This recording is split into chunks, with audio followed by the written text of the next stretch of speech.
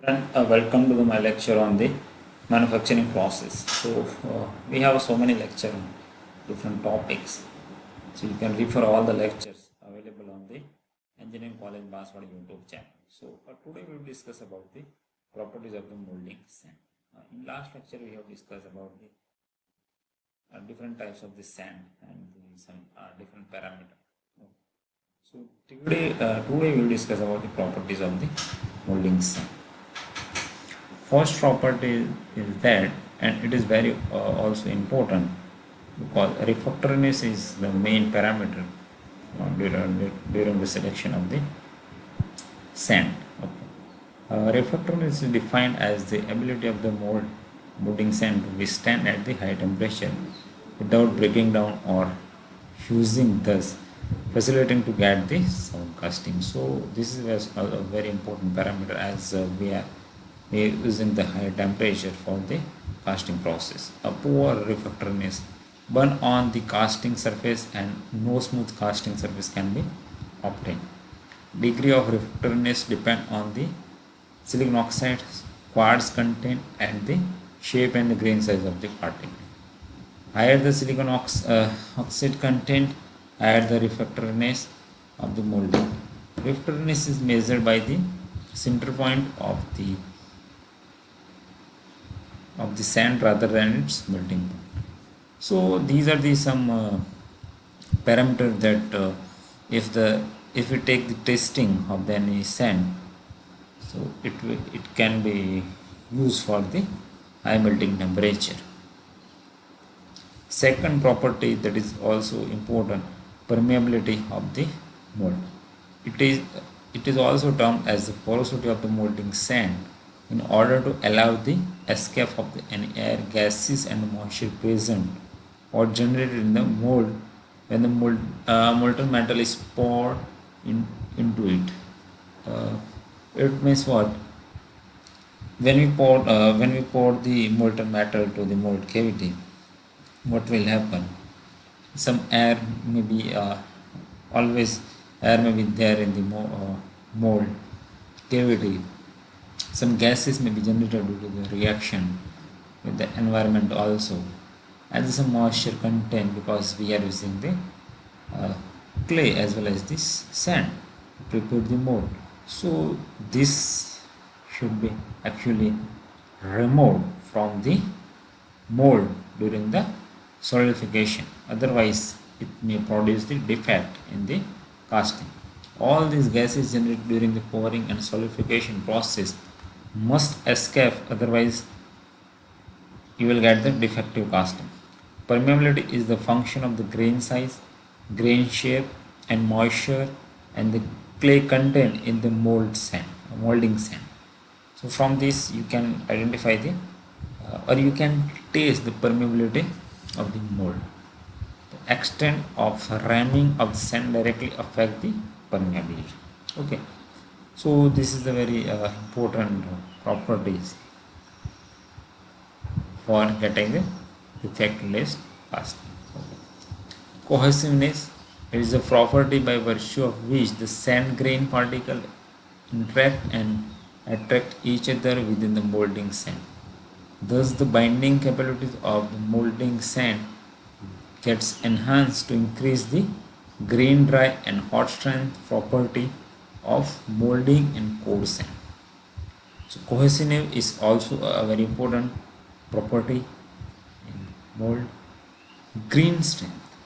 By virtue of this property, the pattern can be taken out from the mold without breaking the mold, and also the erosion of the mold wall surface does not occur during the flow of the molten metal. The green sand after water has been mixed into it must have sufficient strength and toughness to permit the making and handling of the mold. For this, sand grain must have adhesive. They must be capable of the attaching themselves to another body, and therefore the sand grain having a high adhesiveness will cling to the side of the molding box. So you can see it is shown in figure. You must have a good cohesive between the sand particles, so you will get the good mold. Dry strength. As soon as the molten metal is poured into the mold, the moisture in the sand layer adjacent to the hot metal get evaporated. This dry sand layer must have sufficient strength to shape in order to avoid the erosion of the mold wall during the flow of molten. The dry strength also prevent the enlargement of mold cavity caused by the metallurgic pressure of the liquid metal. So basically it is used as a layer of the mold cavity to protect the sand from the burning at the high temperature. The strength of the molding sand depend on the grain size and shape, moisture content in the mold, density of the sand after ramming. Okay, the strength of the mold increases with the decreasing of the grain size and increases of the clay content density after ramming. The strength also goes down if the moisture content is higher than the optimum value. So this is also a parameter, from that you can get the strength of the mold. Now next property, that is flowability or plasticity. It is ability of the sand to get the compacted and behave like a fluid. It will flow uniformly to all the portion of the pattern when rammed and distribute the ramming pressure evenly all around the in all the direction. Basically it must be flow in each and every corner of the pattern as well as the box. Okay, generally sand particle resist moving around the corner and projection. In general, flowability increase with the increase in the grain strength and decrease in the grain size. So if you keep the less grain size, okay, so it will move easily to each and every portion of the mold. The flowability also varies with the moisture and the clay content.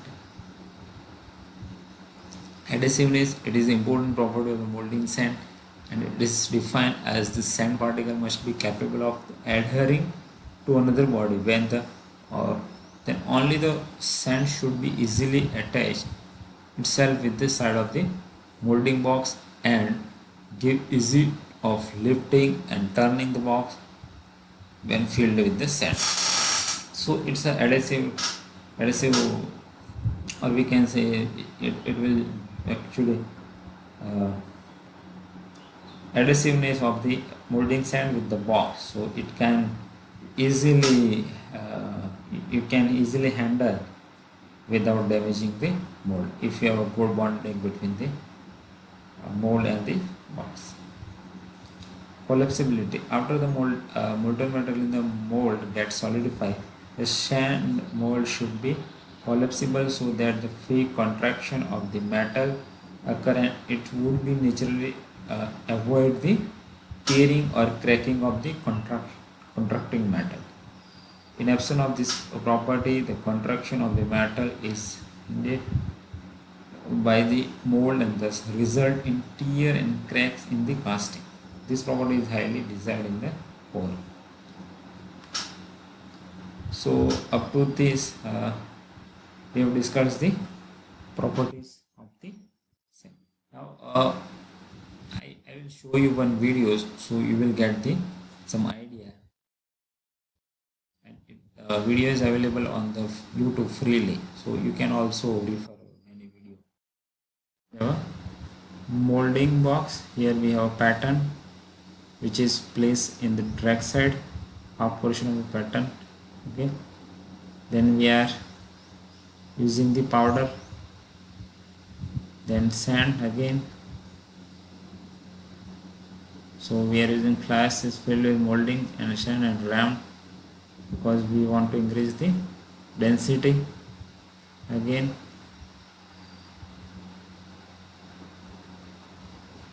ram to get the good mold quality.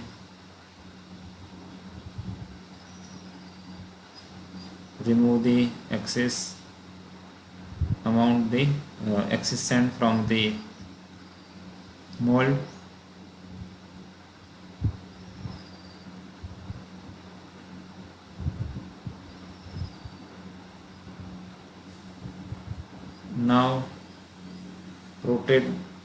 that flask and again place the half part of the pattern, then riser pin, spur, again filled with the sand pass, then again ramp. So you will get the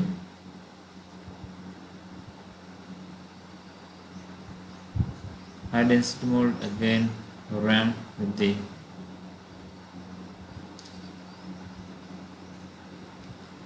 this actually video is available on the YouTube, so you can also strike board road. So you can also watch this video or a number of video to get the idea about the venting wire. So it is used for removing the gases.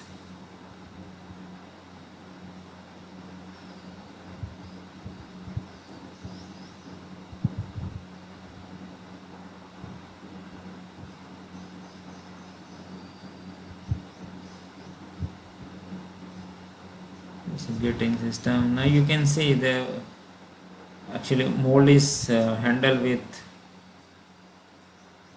different uh, pressure. Okay, so these all properties are required to get the,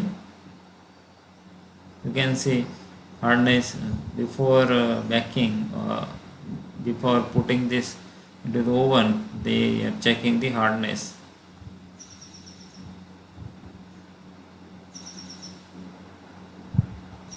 Okay.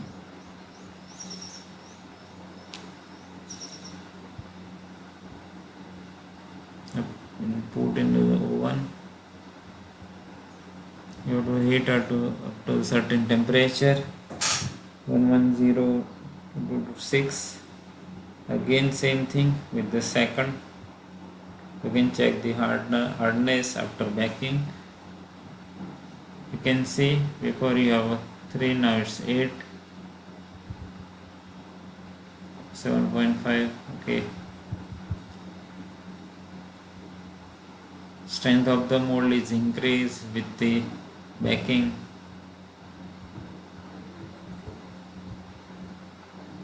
So you can see same thing here, we are giving heat pattern.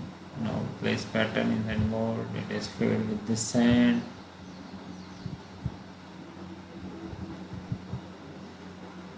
Now remove the pattern.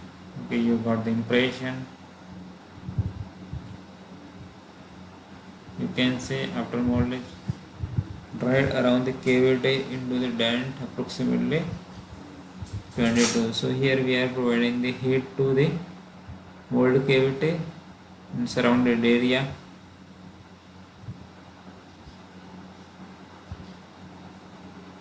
Okay, so that will increase the hardness of the that part.